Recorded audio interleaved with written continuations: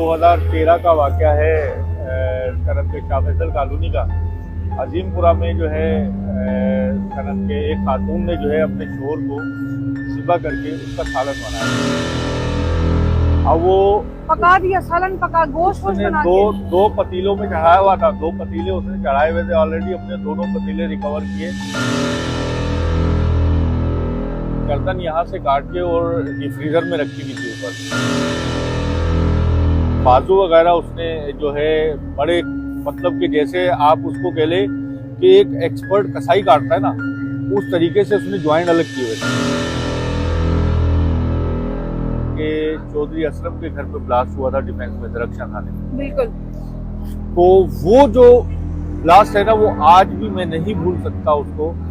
कि उसके अंदर एक बच्चा था, एक बच्चा और एक वालदा, गालिबन वो स्कूल टीचर थी और बच्चा उन्हीं के साथ पढ़ने जाता था। बच्चा बड़ा मतलब कि मासूम था। जब वो एक्सपायर हुआ तो वो ऐसे लग रहा था जैसे वो सो रहा है। उसके यहाँ से कोई चीज लगी है और पीछे से यहाँ से निकल आई। अब्दुल्ला शाह गाजी जो ब्लास्ट हुआ था, आप यकीन माने कि हम लोग जो है ऊपर छत तक गए, हमने पीसेस चुन के लेकर आए।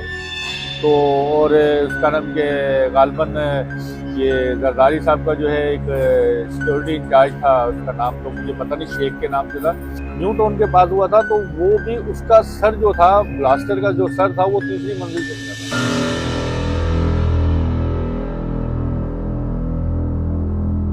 अस्सलामुअलैकुम नाज़रीन, पाकिस्तान के साथ मैं हूँ महामजरा। हमने अक्सर जो है वो बहुत से नेशनल हीरोज़ देखे हैं, बहुत सारे ऐसे लोग देखे हैं जो अपनी खिदमत अंजाम दे रहे हैं इस माशरे के लिए।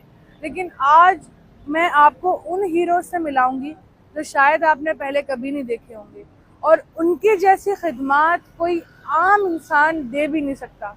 इस वक्त मैं एधी के सर्द खाने में मौजूद हूँ और हम अक्सर अपने कानों से सुनते हैं वाक़यात, लेकिन कभी उनको महसूस नहीं करते, कभी उनको देखते नहीं हैं, कभी उनको जीते नहीं हैं। कैसे कैसे हालात और वाक़यात ये लोग अपनी आंखों से देख रहे होते हैं और वहाँ पर ये एक नेशनल हीरो की तरह पहुंचकर किस तरह से इंसानी खिदमत करते हैं और कैसे कैसे खौफनाक हादसात अपनी आंखों से देखते हैं, आइए आपको भी बताते हैं। तो सर नासिर भाई मेरे साथ मौजूद हैं जो पिछले 20 सालों से एडी में अपने फ़राइज़ अंजाम दे रहे हैं। नासिर भाई के तजुर्बे में ऐसी दिल दहला देने वाली कहानियाँ हैं, ऐसे दिल दहला देने वाले एक्सपीरियंसेस हैं जो एक आम इंसान तसव्वुर भी नहीं कर सकता। हम देख रहे होते हैं, हम सुन रहे होते हैं, लेकिन हम वो जी नहीं रहे होते। और नासिर भाई ने अपनी आँखों से बहुत कुछ देखा है। बात करते हैं नासिर भाई से और जानते हैं कि ये 20 साल इनके किस तरह से गुजरे एडी के अंदर। अस्सलाम वालेकुम। नासिर भाई, 20 साल बहुत लंबा अरसा होता है। 20 साल में बहुत चीज़ें बदल जाती हैं, बहुत तजुर्बा इंसान को हासिल हो जाता है। और आप जो काम कर रहे हैं वो काम ऐसा है कि 20 साल इसमें गुजारना, मैं समझती हूँ, बहुत बड़ा चैलेंज है, बहुत मुश्किल है। तो आप सबसे पहले ये बताएं कि आपने ये सोचा क्यों कि आप इस तरह से खिदमत करें इंसानियत की? देखिए, हम उसका नाम के उस वक्त तो आपको पता है कि एक सिर्फ पीटीवी होता था। तो 20 साल अगर पीछे चले जाए जी बिल्कुल तो ऐसे ही है। ज़्यादा चैनल नहीं थे, तो एडी साहब को देखते थे, अखबारों में एडी साहब को पढ़ते थे। तो एडी साहब का जो है जो मिशन था उसके बारे में सोचते थे कि एडी साहब में ऐसी क्या ख़ास बात है कि वो जो है हर काम करते हैं और दुनिया उनको पहचानती है, दुनिया उनको मानती है। तो ये सोच के जो है हम एडी में आए, और भी मेरे 2-4 दोस्त हम इकट्ठे आए थे। तो बस तब से हम तकरीबन यही हैं। अच्छा, जब आपने ये जॉब ज्वाइन कर ली, यहाँ पे काम करना शुरू कर दिया, तो उस वक्त अंदाज़ा था कि जो आगे ज़िंदगी में देखना पड़ेगा उस चीज़ का कुछ अंदाज़ा था आपको? देखिए, उस वक्त तो नहीं था, मगर मुझे चौथे दिन आइडिया हो गया था। चौथे दिन ही मुझे एक मतलब कि लावारिस डेड बॉडी पे भेजा, जो 15 से 16 दिन पुरानी डेड बॉडी थी। तो मेरे जो उस्ताद हैं और उनके साथ में गया, तो उनके साथ जो है उस बॉडी को रिकवर किया। तो उस वक्त तो बड़ा खौफ भी आया और बड़ी स्मेल भी आई, मगर फिर उस्ताद ने समझाया कि भाई ये काम का हिस्सा है, अगर आप इसको महसूस करोगे तो आप काम नहीं कर सकोगे। मैंने सुना है कि मुर्दा इंसान की बदबू जो है वो आम मुर्दा जानवर से भी ज्यादा खराब होती है, क्या ये बहुत ज्यादा हकीकत है? बहुत ज्यादा होती है, और हवा से दूर तक फैलती है। जहां तक हवा जाती है वहां तक वो फैलती है, क्योंकि इंसान जो है, इंसान को तदफीन का हुक्म है।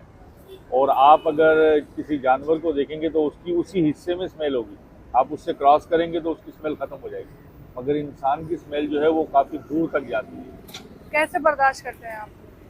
बस अब तो आदत हो गई है सनम के। अब तो खैर हमारा एक मिशन होता है कि अब जाहिरी बात है, एक बॉडी, एक डेड बॉडी पड़ी हुई है, गली सड़ी है, बदबूदार है, उसके अंदर कीड़े पड़े हुए हैं। अब लोग, आम पब्लिक तो उसके पास नहीं जाएगी ना, काम तो हम ही लोगों ने करना है।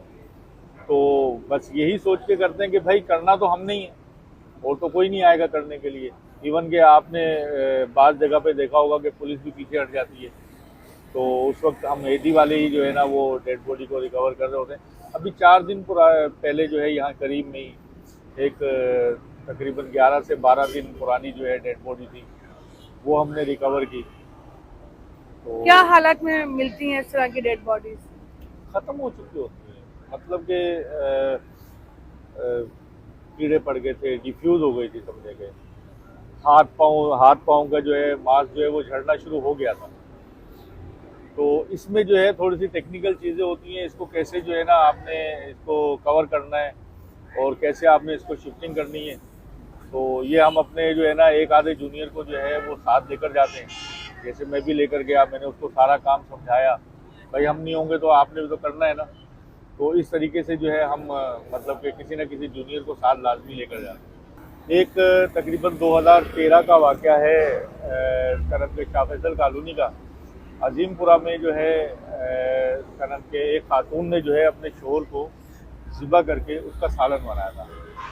अब वो पका दिया सालन, पका गोश्त उसने बना दो पतीलों में चढ़ाया हुआ था, 2 पतीले उसने चढ़ाए हुए थे ऑलरेडी। हमने दोनों पतीले रिकवर किए, गर्दन यहाँ से काट के और डिफ्रीजर में रखी हुई थी, ऊपर डिफ्रीजर में रखी हुई थी। और बाजू वगैरह उसने जो है बड़े, मतलब कि जैसे आप उसको कह ले कि एक एक्सपर्ट कसाई काटता है ना, उस तरीके से उसने ज्वाइंट अलग किए हुए थे, सारे ज्वाइंट उसने अलग किए। वो अकेली खुद ने उस औरत ने किया था?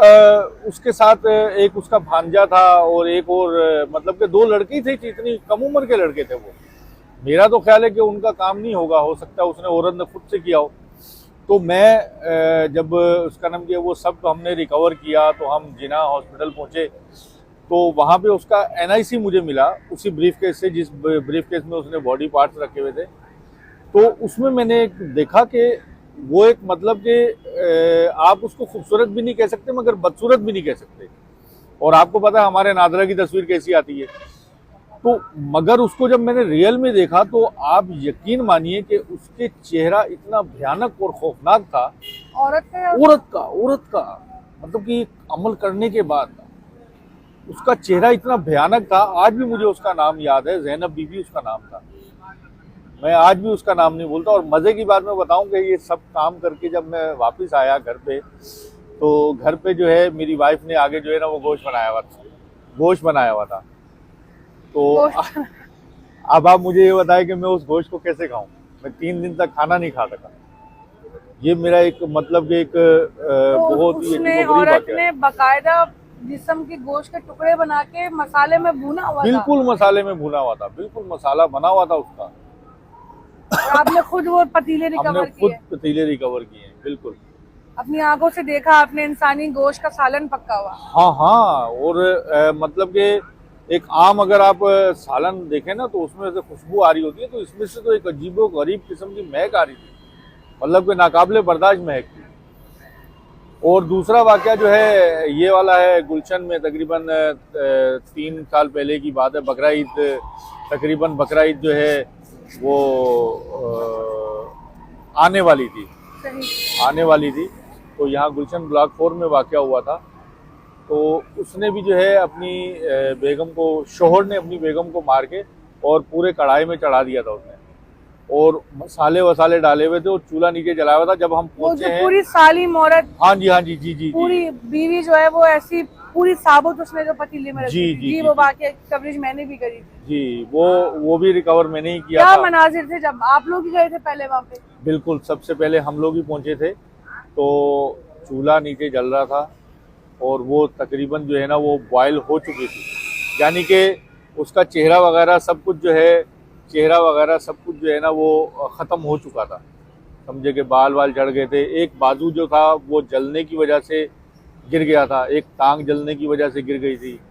तो इस तरह की सूरत हाल थी, उसको भी हमने तो रिकवर किया था। ऐसी बॉडीज को रिकवर कैसे करते हैं फिर आप? क्योंकि वो मैंने भी उसकी कवरेज की थी वाकई की, वो तो ऐसा था कि उसके जहाँ भी हाथ लगाए थे गोश्त हड्डी से अलग हो रहा था जी, तो किस तरह से फिर लेके आते हैं आप लोग यहाँ पर?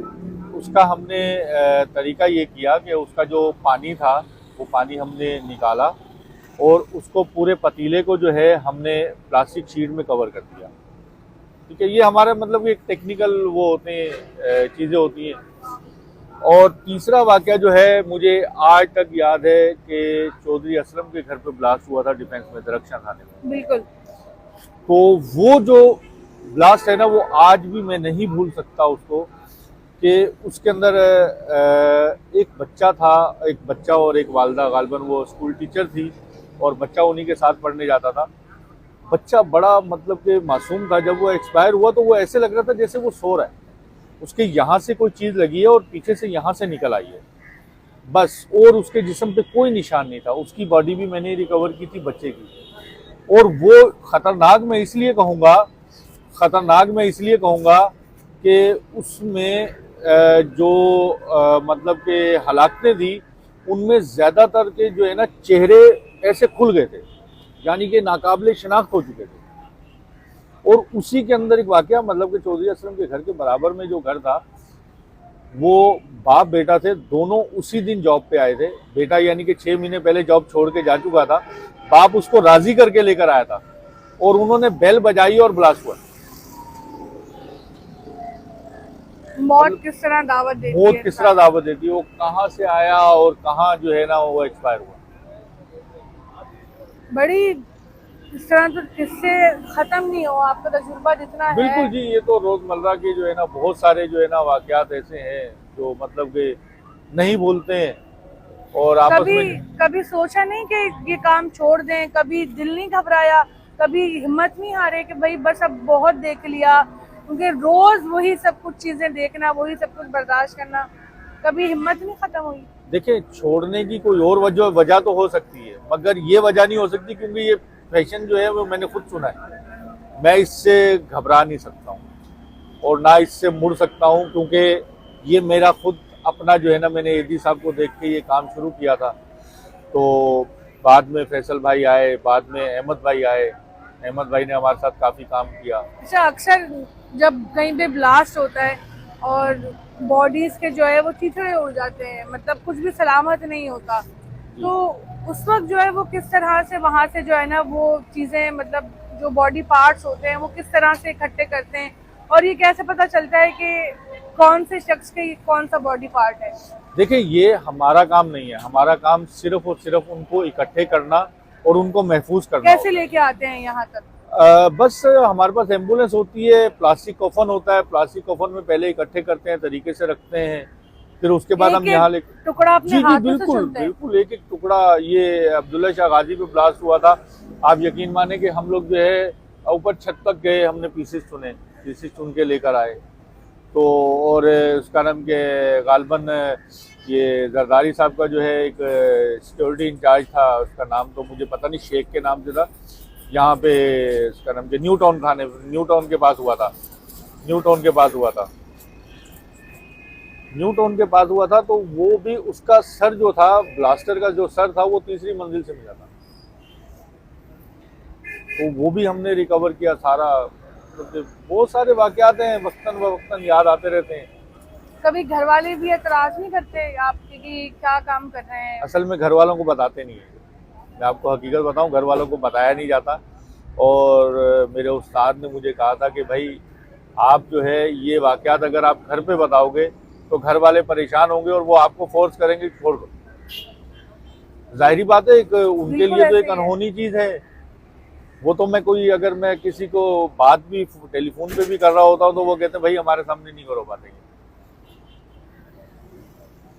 नाज़रीन, यही है जिंदगी के, जब तक इंसान जिंदा है, सही सलामत है, जब तक जो है वो दुनिया पे राज करता है, लेकिन कुछ नहीं पता होता कि इंसान की मौत किस सूरत में आए। कहते हैं ना कि ऐसे लोग जो अपनी नाक पे, हमारे यहाँ मिसाल दी जाती है कि भाई वो बंदा ऐसा था कि अपनी पूरी जिंदगी में उसने कभी नाक पर मक्खी भी नहीं बैठने दी, लेकिन मरने के बाद कितनी ही तरह के कीड़े मकोड़े उसके जिस्म को खा जाते हैं। तो कभी भी गरूर नहीं करना चाहिए, कभी भी जो है वो इंसान को अपनी औकात से बाहर नहीं होना चाहिए, क्योंकि ये दुनिया सिर्फ फर्जी दुनिया है।